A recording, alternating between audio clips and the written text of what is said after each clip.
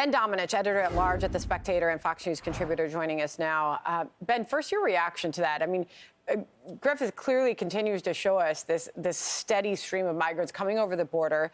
Very interesting. He just popped the question to a few of the migrants standing there, Venezuela, Honduras. But separating off the women and children, there was mostly adult males that were standing there in that particular moment. Mm-hmm. Well, look, Sandra, I mean, you also heard the comment from Griff about the number of gotaways that we experienced in the past year. We're approaching very quickly the number 2 million in terms of known gotaways since Joe Biden became president at the beginning of 2021. That is an enormous number. And people, I think, pay attention to the numbers of people who are actually going through the migrant system, including the people that you saw there that Griff was pointing out, who are released to these NGOs and the like. That number is, of course, astronomical. But what about the 2 million people who are getting here and then purposefully evading that type of system, going in different directions in ways that we don't know? I mean, that number has to include people who we don't want to be here for the kind of threat that they may pose to America. We've seen the problems around the world when it comes to an inability to defend your borders. And I think that in this case, we are just biding our time until we experience the kind of ramifications that could happen if people who bear America ill will, who engage in criminal and potentially terrorist activity, end up in situations where they can do harm to us. All right, so we'll continue to monitor these live pictures coming out of Eagle Pass in Lukeville, Arizona. Screen right there as this migrant flow continues. I want to head overseas now. Ben, President Biden has invited Ukrainian President Zelensky to the White House. This is happening tomorrow. Zelensky also expected to meet with congressional leaders during his visit. There's only 1 week before Congress breaks for the holidays, and still a little movement on the president's national security package. It includes funding for Ukraine, Israel, and our southern border.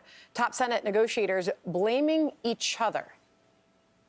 This started with the Biden administration saying that we need to do a national security package that has Israel, Ukraine, Taiwan, and the border. And then they immediately came out and said, we need more than funding. I think this is one of the most dangerous moments that I've ever faced in American politics, and I wish Republicans weren't holding Israel aid and aid to Ukraine hostage to the resolution of immigration reform. Right now, Republican demands are unreasonable. Critics calling out the president's foreign policy failures. A recent opinion piece saying, quote, it's convenient for Mr. Biden that MAGA Republicans oppose aid to Ukraine. He can blame them for his failure to deliver. While it's true that Congress is playing politics with American credibility and Ukrainian lives, so is Mr. Biden, who has the power to arm Ukraine today if he wished. Your thoughts on that, Ben?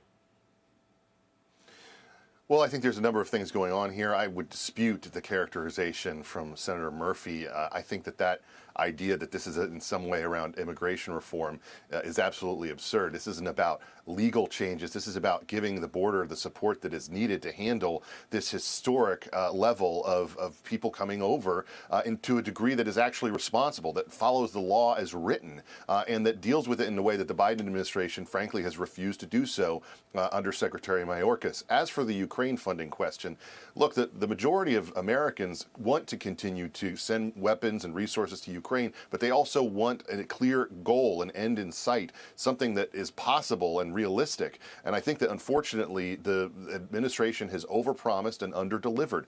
They dragged their feet in giving the Ukrainians the kind of long-range artillery, the kind of modern fighter jets, et cetera, that they wanted in order to bring a swift resolution to this conflict. And now, as much as Russia has, been isolated, as much as they have seen their power really, frankly, closed in ways that include the expansion of NATO, the falling apart of the domination of Gazprom, and all the other ramifications of blood and treasure they've spent in Ukraine, Russia now has 18% of their territory. And the likelihood of a negotiated peace, I think, is increasing every day. That's one more reason, though, why we need to continue to support Ukraine in this moment in order to force something like that to happen and not allow for the Russians to gain any more ground. Yeah, we'll keep watching where that goes as that blame game continues. Ben, good to have you on the program today. Thank you so much.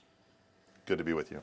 Hey everyone, I'm Emily Campagno. Catch me and my co-hosts Harris Faulkner and Kaylee McEnany on Outnumbered every weekday at 12 p.m. Eastern, or set your DVR.